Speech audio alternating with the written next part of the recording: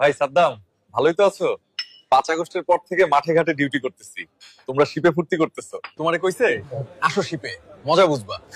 উত্তাল সমুদ্রের দুলুনি আর ইঞ্জিনের গন্ধে যখন মাথা ঘুরে, তখন নাড়ি ভুঁড়ি এক হয়ে যায়। বমি করতে করতে হুঁশ থাকে না। আর শিপে তোমাদের মতো আমাদের মোবাইল নেটওয়ার্ক থাকে না, পরিবারের সাথে যোগাযোগ করতে পারি না। আর আমরাও তো ডিউটি করতেছি, আরামে আছে আমাদের রায়হান ভাই, এসি রুমে থাকে। হ্যাঁ, তোমরা তো ওইরূপই ভাববা। হ্যাঙ্গারের ভিতরে কেমন গরম, কাজ করতে আসলে বুঝবা। নাইট ফ্লাইং এর সময় কষ্টের কথা তো আর নাই বললাম। আর হিলে যা শুরু হয়েছে, প্রতিদিন জীবনের ঝুঁকি।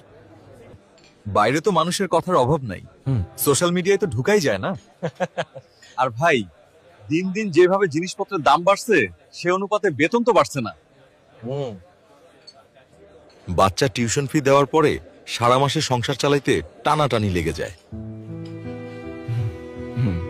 ঠিক, বেতন না বাড়লে তো আর কিছু করার নাই। সবারই একই অবস্থা। ছুটির কি অবস্থা ভাই? আমার তো নতুন ওসি আসছে, ছুটির কথা শুনলেই ওনার মাথা গরম হয়ে যায়। তবে ইউনিটে লোকও কম, এটাও ঠিক। তোমরা তো তবু ছুটির কথা বলতে পারো। আমার তো সেই অবস্থাও নাই। অফিসার পর্যন্ত আসার আগেই সিএসএম আর সিনিয়র জেসিওর ওখানেই ফিল্টার হয়ে যায়। এইবার ঠিক করছি কোম্পানি কমান্ডারকে সরাসরি বলবো ইন্টারভিউতে গিয়া।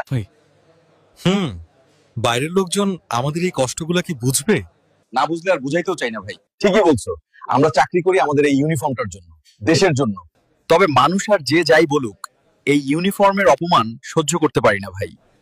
আর ভাই, কষ্ট যতই হোক, সিনিয়ররা আছে, অফিসাররা আছে, ওনাদেরও নানা রকম কষ্ট আছে।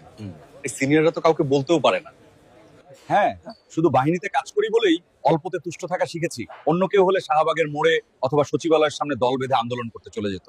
ফেসবুক আর মিডিয়াতে দেখি বিভিন্ন কর্মজীবীরা এই সেই দাবি নিয়ে শাহবাগের মোড়ে অথবা সচিবালয়ের সামনে আন্দোলন করে। আন্দোলন তো দূরে থাক, আমরা তো ফেসবুকে একটা স্ট্যাটাসও দিতে পারি না। আমাদের তো সেটা মানায় না। আর আমরা তো সুশৃঙ্খলা বাহিনীতে চাকরি করি। তাছাড়া আমাদের চেইন অফ কমান্ড বলে একটা বিষয় আছে, যার কারণে সুযোগ সুবিধা যাই লাগে, অ্যাটলিস্ট সিওকে বললে ব্যাপারটার একটা সুরাহা হয়। ফেসবুকে স্ট্যাটাস দিলে তো আর সমাধান হয় না।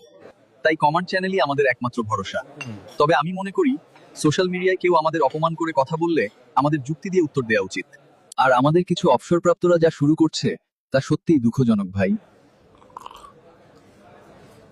আর একটা বিষয় কি জানো ভাই, সরকারি বাসা পাওয়া নিয়ে আমাদের অনেকেরই কষ্ট আছে। বাসা নিয়ে ইউনিটের সব সৈনিক কিংবা নাবিক তো চাইলেই সরকারি বাসায় পরিবার নিয়ে থাকতে পারে না। তবে যে বাসা ভাড়া দেয় তা দিয়ে বাহিরে বাসায় থাকাও সম্ভব না। সরকারি বাসা পেলেও 1 বছরের বেশি মেয়াদ না থাকায় উঠতে না উঠতেই বাসা ছাড়ার সময় হয়ে যায়। আমাদেরও একই অবস্থা ভাই। আলামিন ভাই, তোমরা তো তবুও মিশনটা পাও, আমাদের তো তাও সবাই পায় না। ভাই, জীবনে একবার চান্স পাইতে পারি, তাও ঠিক নেই। আর মিশন করতে গিয়ে জীবনটা পাখির মতো উড়ে যাবে কিনা তার গ্যারান্টি কেউ দিবে না। ভাই শোনো, মিশনের আসল চিত্রটা অন্য।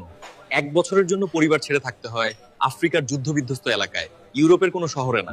প্রতিদিন ঝুঁকির মধ্যে থাকতে হয়। তার থেকে বরং রায়হান ভাই ভালো আছে, আকাশে আকাশে ঘুরো। সাদ্দাম ভাই তো সেন্ট মার্টিনে যায় ফ্রি ফ্রি। আরে কিসের বিমানে ঘোরাঘুরি, আমি তো শুধু বিমান মেরামতিই করে গেলাম। আমাদের সেই বিমানে ওঠার সৌভাগ্য হয় না ভাই। আর ভাই, মোল্লার দৌড় যেমন মসজিদ পর্যন্ত, তেমনি আমাদের দৌড় সেন্ট মার্টিন দ্বীপ পর্যন্ত, যা শুধু দূর থেকেই দেখি, কিন্তু চাইলেই জাহাজ থেকে নামা যায় না। এত না পাওয়ার মধ্যেও দিন শেষে একটাই শান্তি, আর তা হলো আমি একটি সুশৃঙ্খল বাহিনীর সদস্য। সোশ্যাল মিডিয়ায় মানুষ যে যাই বলুক, দেশের একটা সুশৃঙ্খল বাহিনীর সদস্য হিসাবেই গর্ববোধ করি।